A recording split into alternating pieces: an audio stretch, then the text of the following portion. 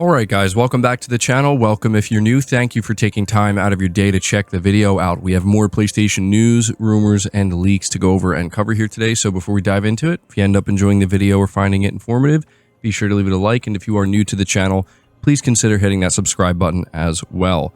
We're starting here with a small, but I would say still very important update regarding the entirety of the PlayStation business.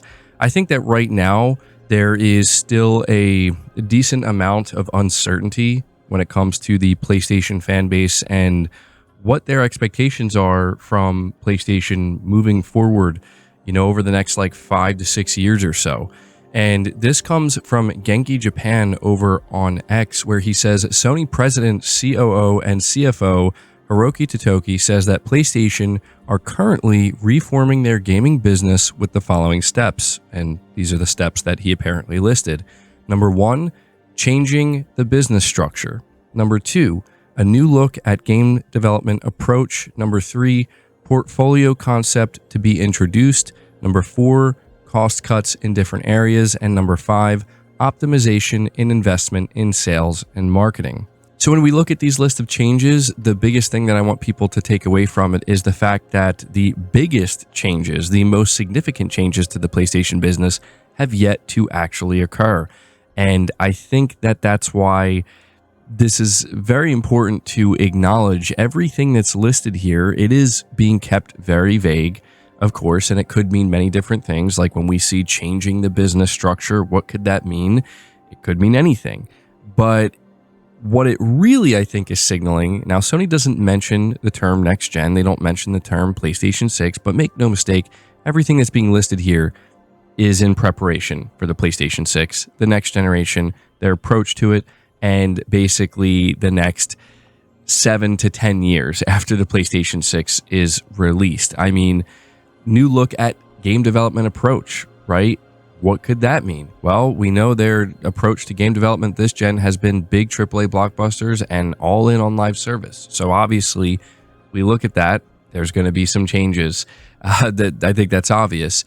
Portfolio concept to be introduced. This is something that we've been seeing Sony kind of implementing. That's why they're bringing back stuff like Until Dawn. They want to kind of flesh out different genres and make sure there isn't too much overlap, cutting costs in different areas, and optimization and investment in sales and marketing. I mean, that's pretty self-explanatory. They don't want to be wasting money and losing money. That's something that unfortunately did occur very significantly this generation so far. And ever since Jim Ryan retired and Hiroki Totoki took over, their profitability has basically skyrocketed. So, whether you agree with the decisions that Sony's making or you feel as though they're pro-consumer or anti-consumer, the point is, Jim Ryan lost Sony a lot of money. He lost PlayStation a lot of money. And so Hiroki Totoki, he had to come in, basically correct that and, bring the profitability up, bring the money back in to prevent shareholders from being scared off. But it's going to be very interesting to follow this. But yeah, I think what we're seeing laid out here is the basic structure, if you will, or strategy, I should say, not structure, the basic strategy of Sony going into next gen and what they're going to be focused on. So just wanted to throw that out here for you guys. But moving on to the next set of topics, we are talking about the PS5 Pro once again. This is being reported by WCCF Tech. The PS5 Pro brings considerable visual and performance improvements in several titles, including Resident Evil Village, Resident Evil 4 Remake, and Demon's Souls. In the tests conducted by Brazil Pixel, the latest 2 entries in the Capcom survival horror series, powered by the RE engine, show considerable performance improvements. Resident Evil Village, for example, runs at a locked 120 frames per second in HFR without ray tracing at 1080p resolution, which is quite impressive to see on a console in a relatively recent game.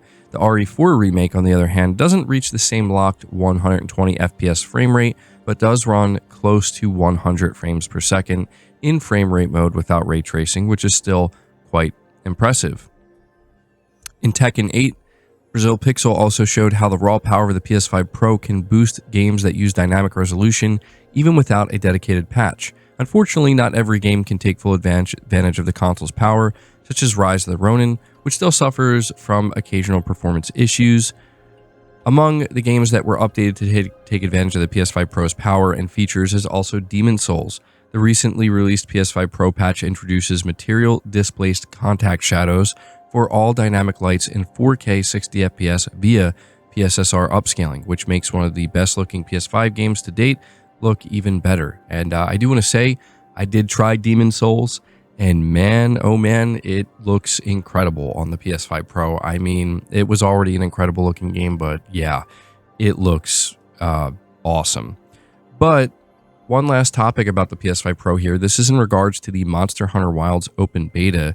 There was a comparison that was put together by El Analista de Bits, and it also confirmed the target resolution and performance on each system. On the Series S, the beta featured a single display mode targeting 1080p, which ran at an average of 40 frames per second. On Series X and base PS5, the beta targeted 1080p resolution and ran at an average of 50 FPS in performance mode. 2160p resolution running at an average 50 FPS in resolution mode. Without a dedicated patch, the Monster Hunter Wilds beta targeted similar resolutions on the PS5 Pro, but ran better than it does on the base model at an average of 45 FPS in resolution mode and 65 FPS in performance mode, reaching even 80 FPS in certain scenarios, but sometimes dipping below 60 FPS. So a frame rate that's, very much up and down, but generally speaking, what seems to be on display here is the unpatched version of Monster Hunter Wilds on the PS5 Pro in performance mode can reach 60 FPS and even go as high as 80, but it still does need that patch and further optimization. There's no doubt about that. But let me know if you've played the PS5 Pro so far, which game has impressed you the most. Something else I do want to talk about with you guys here is something that people noticed where Astrobot went on sale and was discounted, but only for select users, and the discount that was applied was actually kind of different for each person. So it says the PS Store is randomly applying a discount to a recently released PS5 exclusive and only for select users. Team Asobi's Astrobot, which only just launched in September, is showing up with a discount on PS Store for some users. What's more is that the percentage of the discount varies from player to player, ranging between 5% up to 25% off. The PS5 generation has seen Sony make a push towards more personalized offers. We've already seen this in the case of PS Plus discounts, which are randomly offered with varying percentages. So, yeah, wanted to throw this out here because I did see this recently and I was under the impression that this was just like a kind of blanket discount that applied across the board, but apparently based off of what people are seeing, it's actually being personalized for each individual that they're targeting. And so just wanted to make you guys aware of that. Let me know if you didn't buy Astrobot, if you saw it discounted for you, and if so, by how much. But moving on to the final topic of the video, it says here, future PlayStation controllers might feature a rewind button. Sony is toying with the idea of adding a dedicated rewind button to PlayStation controllers in the future, if a patent filing is anything to go by. The application was submitted in early 2023, but was only just published on October 31st, 2024. As spotted by Tech for Gamers, Sony argues in its patent filing that allowing users to rewind during live gameplay will allow them to review important portions, should they need to. As an example, the company described a scenario in which players are given important information for a quest that they may have forgotten parts of, or all of the information, and may wish to revisit their gameplay. The filing reads, this may occur when the player decides to perform the quest later and has forgotten certain details of the quest, when the player ultimately tries to complete the quest. From the sound of things, the rewind button won't allow players to replay parts of the game. It's meant to allow players only to review captured frames. So it's worth noting this is just a patent, so it is far from a guarantee that this is going to be some kind of feature that is implemented with like something like the PlayStation 6 or in the next, major system update or something like that. So it's interesting though, because it does tell us it is something that Sony's messing around with and playing with. And I don't know how I feel about this. I mean, it doesn't sound like a bad idea, but I'm also not really sure how necessary it would be considering the way the patent is describing how it would be used. I mean, for, I would say pretty much all games, if you forget important, vital information that is needed to do a certain quest or whatever, they provide that information for you in like the pause menu, or you can kind of just go back to where you know, were given the quest and they'll kind of repeat themselves. So I'm not sure that this is going to be something that's actually going to come to fruition for something like the DualSense 2 for the PlayStation 6, where it's like, you know, here's the rewind button. If they do decide to implement this, I think they're going to have to do a lot more with it, honestly, in order to make it viable and, more importantly, make it seem like a worthwhile, quote-unquote, next-gen feature. But yeah, this is, again, around that time.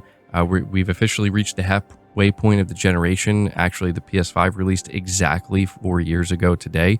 So we're going to start seeing some patents like this pop up that kind of start to reveal what Sony is tinkering with and messing around with when it comes to their innovations for the PlayStation 6. But guys, that's going to do it for the video. I hope you enjoyed it. I hope you found it informative. If you did, leave it a like. Subscribe to the channel if you're new. Hit the bell notification icon and feel free to share the video out on top of all that. But until next time, guys, take care.